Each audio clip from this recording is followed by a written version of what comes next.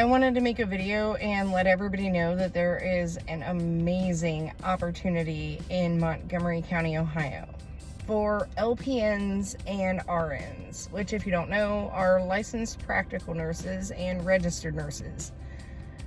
We are looking for nursing staff. We have 96 hours a week available, 7 nights a week and 5 days.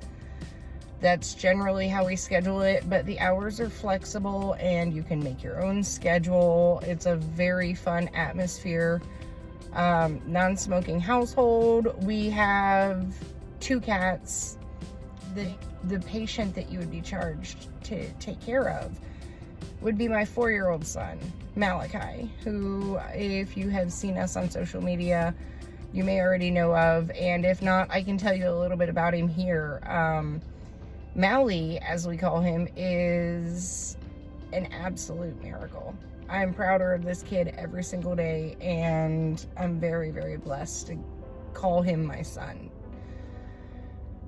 He was born 4 years ago with hydranencephaly. We detected some possible abnormalities in utero, and then at 29 weeks, I was able to have a maternal fetal ultrasound performed that 3 weeks later concluded that he would be born with hydranencephaly, which is what they consider life-limiting, non-viable out of utero, incompatible with life. There are a lot of horrible connotations that come. The prognosis is very poor. We obviously did not get the memo.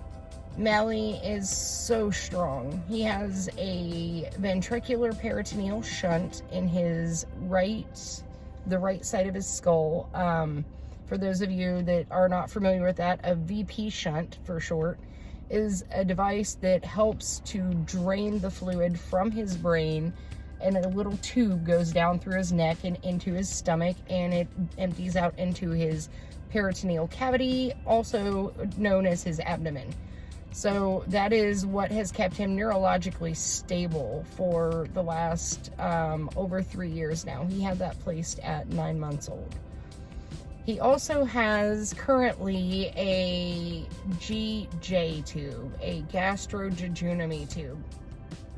Now, I personally feel like he did much better with just the G tube, and I am trying to find a physician that's comfortable putting his G tube back in, because the GJ seems to cause him significant discomfort, and that is why we have been in the hospital for a large part of 2021. In order to bring him home from the hospital, I just need nursing hours at this point, and that is why I am coming to you today. If there's anyone in the area that would be interested in this, the only other equipment that I can think of that you would need to be familiar with are his oxygen supplies, like his concentrator and tanks.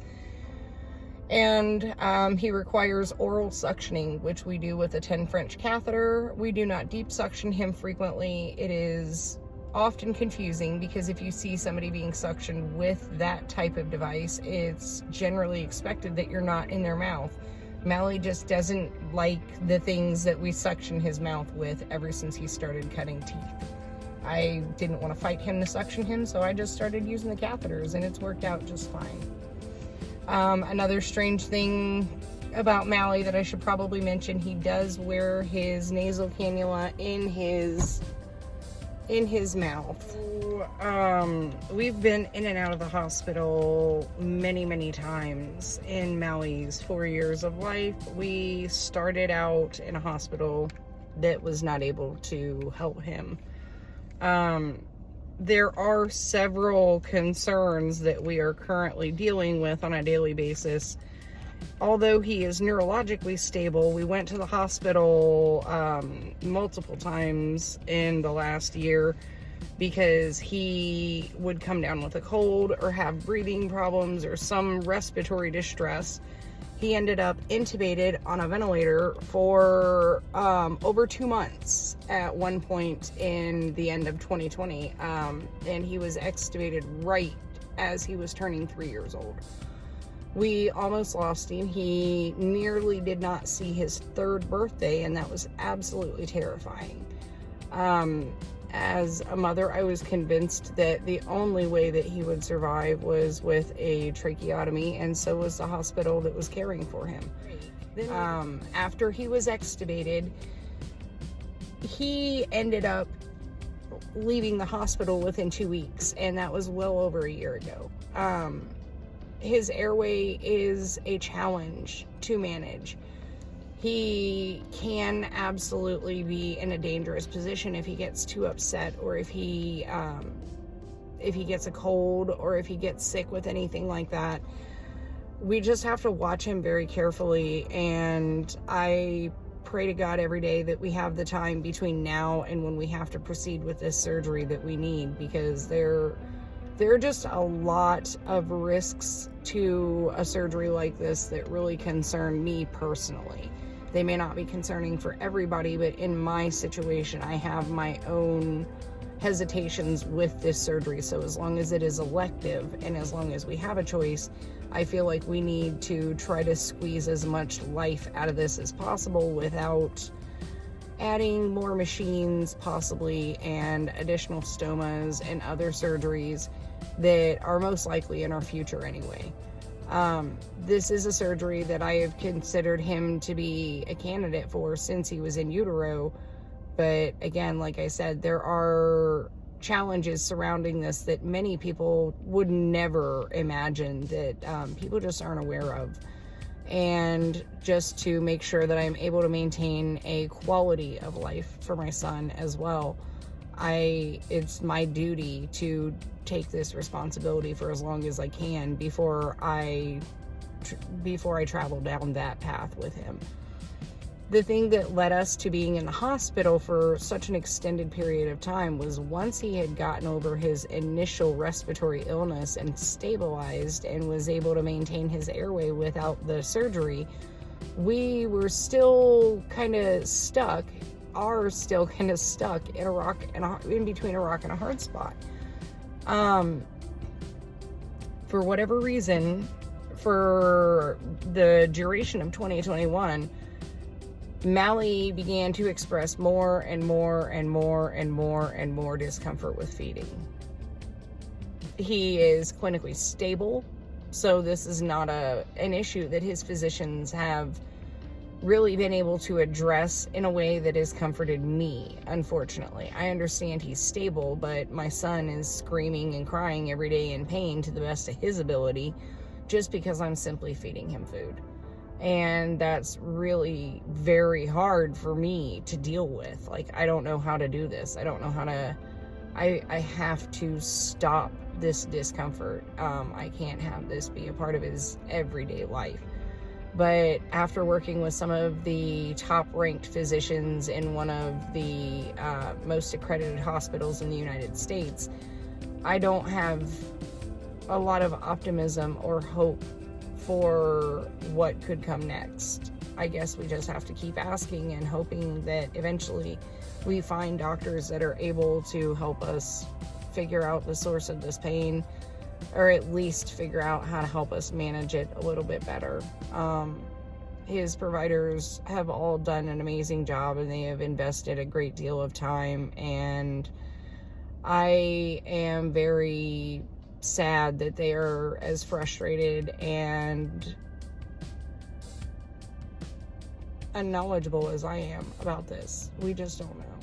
There's everything that they have been able to look at has indicated that there's no problem that they can see. But as we have seen in many of our videos, you can see it often in our lives, that's not the case, and Mally is in a lot of discomfort, and no one is arguing with that. His doctors are well aware of this. They're just not really able to do anything about it, because we don't know why he is in so much discomfort, and we can't just treat him with medications that could put him at risk. I personally have really fought that. They were trying some medications that made me very nervous, and they supported me in that. You know, they they were willing to stop with that, but unfortunately we're still left in the same exact position that we were in to begin with. So that's where we stand now, and we're going to be coming home and expecting to have these struggles, but we are also not giving up. We're going to keep looking. We'll just keep searching for doctors that, you know, may have some different ideas, maybe a fresh set of eyes. We'll be able to at least evaluate the situation and help me determine how to keep this kid with a life-limiting illness from being in pain every day of his life. That's literally my only goal at this point. So I just appreciate all of the support, all of the kindness, and all of the prayers. I'm so grateful for all the time that we have together and looking forward to so much more. I'm very greedy when it comes to Malachi, and I will never be satisfied. It'll never be enough. I always need more with him. I need more time. I need more places to go. I need more things to do. I need to teach him more. I need to show him more. I need to hear from him more. I need to see more from him. It's never going to be enough. And I know that as I walk this journey every day. So I try to just squeeze as much out of it as I can. But I have to keep in mind, you know, I need him to be as happy and as grateful as we are. So prayers are really the biggest contribution that I would like to ask for. And Malachi's care really can get so demanding that it requires a level that is just above what any one person can provide. If love alone could do it, we would be perfectly fine. Unfortunately, that's just not reality. So we need help. We need, as I said, licensed practical nurses and registered nurses. I'm also always looking for anybody that can help with other things. Like for the days that I don't have a nurse and I'm not able to stay with Maui, I thank God that I've got friends in our community and around me that are able to help get my daughter to gymnastics or make sure that she can get to school if she misses the bus, or even a couple of friends that are medically trained to at least sit with Malachi long enough for me to get Kala to where she needs to be. So that's kind of how we've done it so far. And if you guys know of anyone in the Montgomery County, Ohio area, this is near the Dayton Mall. We are on the south side of Dayton. This is something I will provide more details once, once we've had a chance to speak, and every easiest route would most likely be Facebook.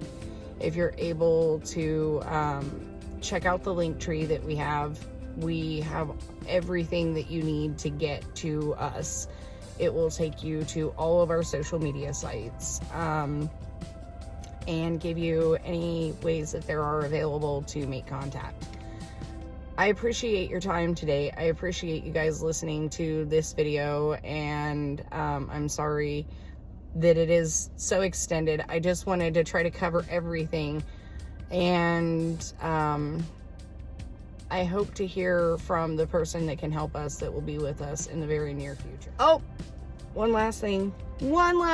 So sorry, I forgot. Also, if you are not already subscribed to this channel, it would really help us out if you could go ahead and do so. And if you want to get notified every time we post a video, or if we are ever able to go live, just click that bell notification. And any interactions that you guys are able to leave on our videos, likes, comments, circulating the videos on other social media sites and sharing them, that really helps us too. And I, again, can't thank all of you enough for the support. The platform that we have been gifted has been an incredible honor, and I want to continue to grow that and share our journey with you guys. So thank you so much for being with us, and God bless every single one of you. We love you guys.